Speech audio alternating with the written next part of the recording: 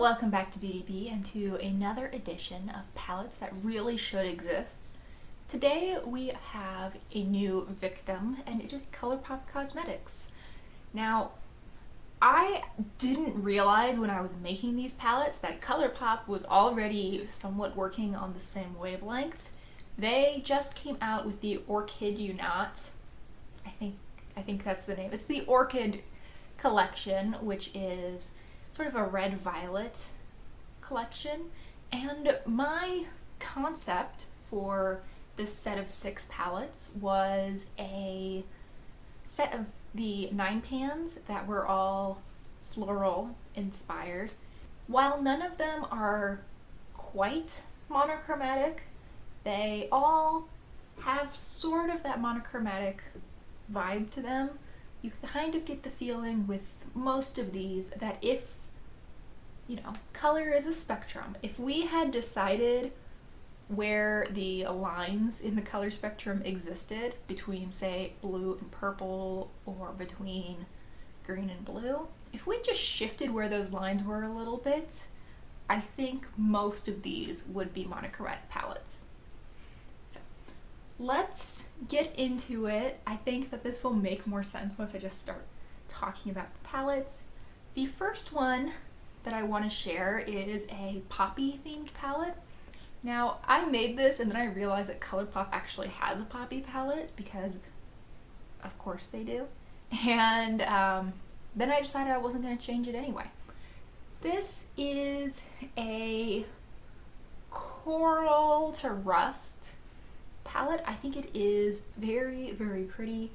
I like that this could give you a relatively orange look, or it could go very rusty, it could go very coral. There's really a lot of possibilities with this palette for it being monochromatic. I also think that this could give you a warm tone neutral look. I mean, you have this peachy shade and the 2 matte browns. What is an easier everyday neutral look than peach all over the lid and using some mixture of those 2 browns, depending on what your skin tone is, to darken up outer corners, as liner, transition shades. Super quick and easy. While I think there are sort of 7 shades in this palette that are a little bit more expected, there is this rusty pink and this almost lilac pink shade that I think take this in some more interesting directions. You can definitely get a look out of this that is mostly pink, that doesn't really read as having any orange in it at all. First of all, I think that is very reminiscent of actual poppies. I mean, they're not all that sort of bright red-orange shade that we usually associate with the flowers, and it's also just pretty. And really, as far as these palettes go, I think that keeping it pretty is really number one.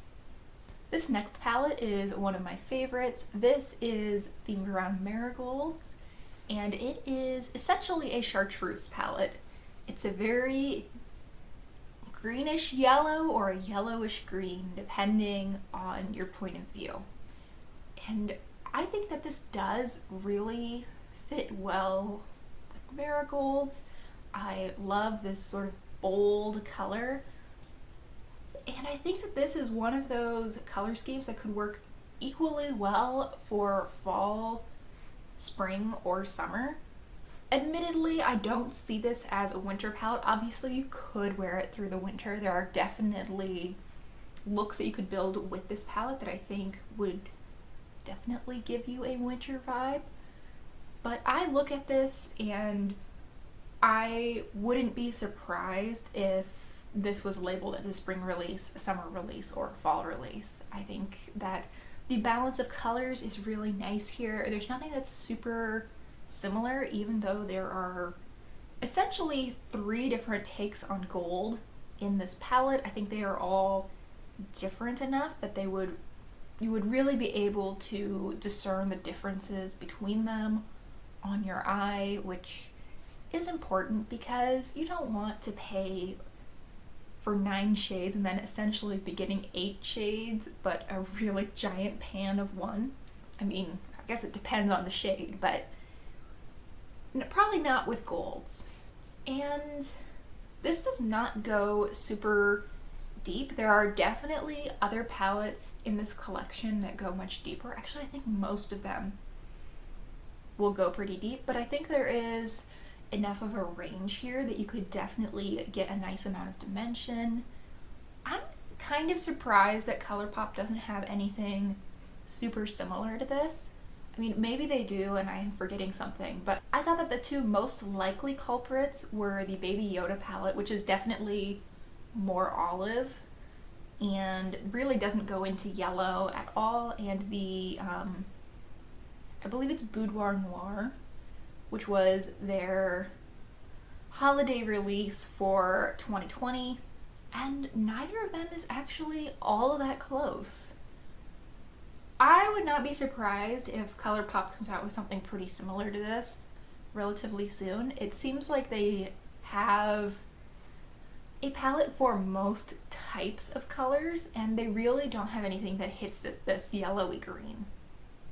But we'll see. I am sure that they will come out with 50 plus palettes this year, and at least one of them will probably end up looking something like this yellow one. Next up, we have a sage themed palette. This is a very gray based blue-green. Now, Colourpop did come out with a blue-green palette, I think just earlier this year, and it was quite a bold, vibrant teal, essentially. This goes in a very different direction. This definitely brings out those grays, and I think that this could almost equally well be called like a Stormy Seas palette. It's very murky. There's really very few shades in this palette that are clearly blue or clearly green. There's a lot of almost grungy mixtures. We have this really like mint, and there are 5 shimmery shades and 4 mattes. I think that's actually pretty consistent across the palettes. That's around the mixture that I like to go for, 5 on one side, 4 on the other. And really only one of the mattes is truly, only one of the shimmers is really truly green, that mint in the center. Everything else is kind of murky. You have this duochrome brown green, you have a greenish silver, a very greenish gold, but almost a cool tone version of a green gold, which I can't say that I see very often at all, and then like a blue brown duochrome as well. I think this would be so pretty. I could see myself using this so often if Colourpop had anything similar. I also think that this would be a great palette to pair with your more neutral shades. I acknowledge that a totally blue and green palette is probably not the most wearable for every day for much of the population, but I think that with the tones of these shimmers, you could probably get away with them in a lot of even really professional situations if you paired them with some browns or some grays rather than the blues and greens that are in this palette. If we remember Roy G. Biv, you can probably guess that the next palette is going to be somewhat blue based. I went with a Blurple shade for this palette, and this is Forget-Me-Not themed. I think that this is beautiful. I do not think it is as everyday wearable, at least for me, as the previous palette was, but this is really pretty, and I think it would be a lot of fun to play with. I think that the inclusion of that white-blue iridescent shade would make for the prettiest inner corner highlight. These shimmers all look like something that I would just want to put all over my lid all the time. I think that denim shade in the lower left-hand corner would be such a useful item, and I'm kind of surprised that Colourpop doesn't have, I don't want to say they don't have anything super similar, but they don't have a lot of very similar shades, which is, I think, a little bit unfortunate. I think that this would probably work as a better crease color than a lot of other blues would, because this would be a little bit easier to blend in with a really light gray or a cool toned brown transition color, and I don't think this would look nearly as bruise-like in the crease as a lot of other blues would. I love Forget-Me-Nots. I think that they're beautiful, and I really think that this palette captures them really well. I love a more blue-based purple. I feel like I talk about that every single time I mention purple eyeshadow, but they are definitely an underrepresented piece of the pie as compared to more true purples, or especially those red violet shades. Think like that new Lunar Beauty palette. Red violet is everywhere, and I demand justice for blue purple. In any case, not the point of this video, but this is very much up my alley. There's quite a few palettes in here that if Colourpop chose to release something similar, I would definitely buy. The next one being the one that would absolutely make it into my cart for reasons that will become obvious as soon as we move to it, but I think that this one would also need to come home with me. So, speaking of this next palette, this one is iris themed, so of course it needed to be perfect. If you haven't met me yet, hi, I'm Iris. So, I was emotionally invested in this palette, and I think that this worked out really, really well. I wanted this to be based on both purple irises and black irises, and not to toot my own horn too loudly, but I think I nailed it. I think that this gray purple would be super easy to wear for every day. These are the kinds of colors that I like. This is what I wanted the Lilac You a Lot palette to look like. It really, I think that this might read as similar if you aren't looking at them side by side, but in a side-by-side comparison, the Lilac You a Lot is a very pinky purple palette, and this is a little bit more reddish, but especially a lot more gray. And I could just see myself using this all the time.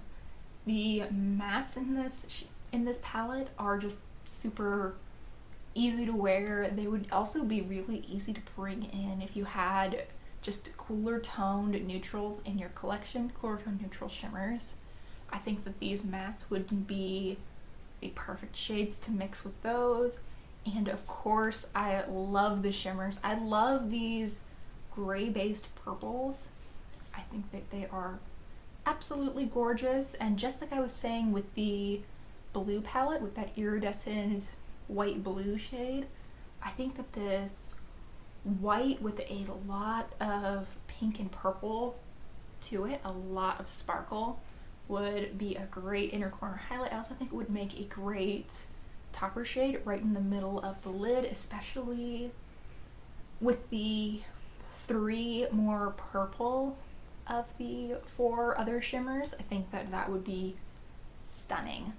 I will fully and freely admit that if Colourpop came out with an iris palette and it was a halfway decent color story, there is a very good chance I would buy it, even if it was just to have the packaging. But man, if they released this, I would be so all over it. I think this is beautiful. And this brings us to the last palette in this collection. So now we've covered everything from red to purple.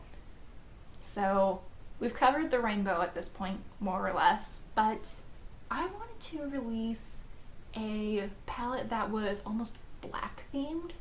Not in the grayscale way that the Smoke Show palette, or what is it called now? Blow and Smoke, I think that's what it's called now, palette was, but just in a really deep, dark, but colorful kind of way. I feel like in especially nail polish, we hear a lot about these colors that are almost black, these really deep reds or purples or greens that can read as black in some light, but when you really look at them, you see the color and they just get a little bit more interesting. I wanted a bunch of shades like that. So I put them together in a 9-pan palette. This has really, really deep purples, reds, blues, and greens in it. I also threw in a silver. This is actually a pretty deep silver. It looks really light in comparison to everything else in the palette, of course, but this is sort of a mid-toned silver, and I think that the silver is an important addition because it really opens up a variety of looks for this palette. You're not going to get a lot of dimension from the other 8 shades. I mean, they are all very deep, they're all very dark. It's a Night Lily palette. That was kind of the theme, was to see what flowers would look like if you were staring at them at night.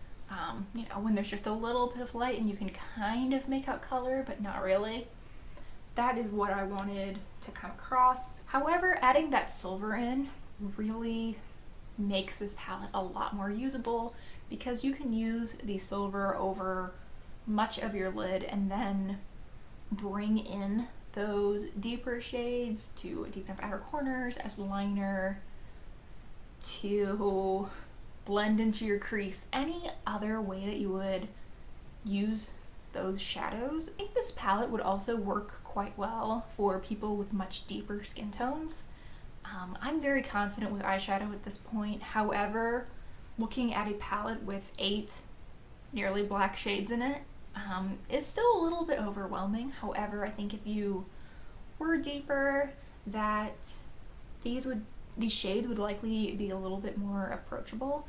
And unlike so many palettes where, you know, people with deeper skin would essentially not get any use out of a third of the shades, I think that they would be able to not only utilize all of these shades, but see differences in all of these shades on their eye. Alright, so there is my little floral collection. So I'm filming this on the 2nd of October. So hopefully by the time I have edited and uploaded this, Colourpop hasn't released 4 more floral palettes and made this entire video redundant, but it's Colourpop, so who knows. Thank you so much for watching. I really hope you enjoyed.